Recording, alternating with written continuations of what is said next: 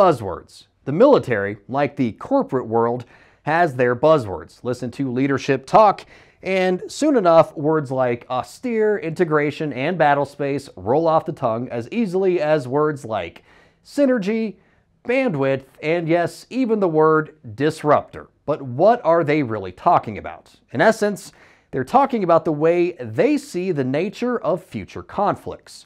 For example, in December, we reported for Straight Arrow News the Air Force is rebuilding an airfield used to launch the nuclear attacks on Japan during World War II, reclaiming Tinian Island's North Field from the jungle just in case it's needed in a conflict with China. Some of you may be wondering where Tinian Islands is, and it's right about here in the middle of the Philippine Sea. The North Field, as the name implies, is on the north side of the island, and this is all about 2,000 miles from the coast of China. Needless to say, there's not a lot of infrastructure there. It is, in a word, austere. Operating in those kinds of conditions is what Secretary of the Air Force Frank Kendall talked about in February at the AFA Warfare Symposium. We need fully capable units with all the assets they need to fight China or possibly Russia on short or no notice. Whether it's flying sorties or deploying reconnaissance troops, operators in the field in places like Tinian Island will need tools like the one introduced by Cubic Defense at Soft Week 2024. Officially called the D-Tech Fusion Edge High Performance Compute, or EHPC, they also refer to it simply as the box.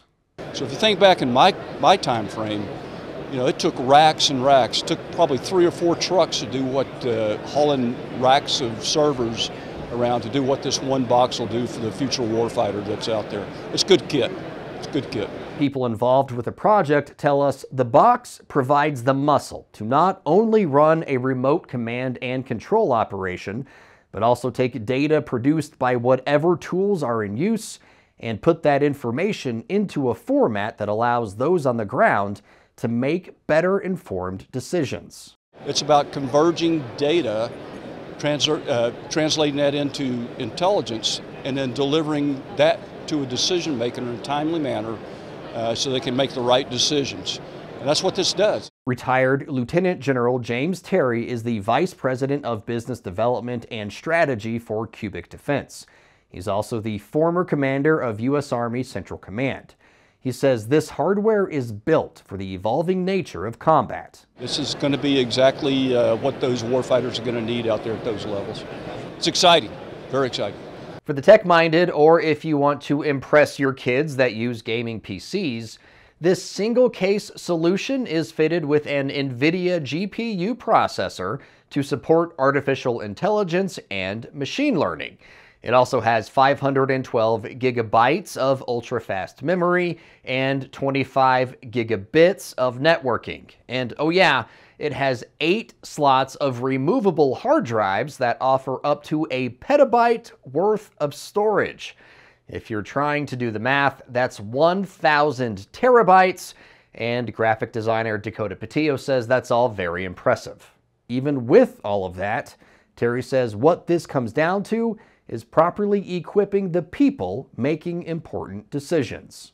We haven't taken humans out of the loop yet. I mean, we're not quite to autonomous machines. So as long as there's a human in that loop, he's going to have to make a decision. That needs to be a quality decision.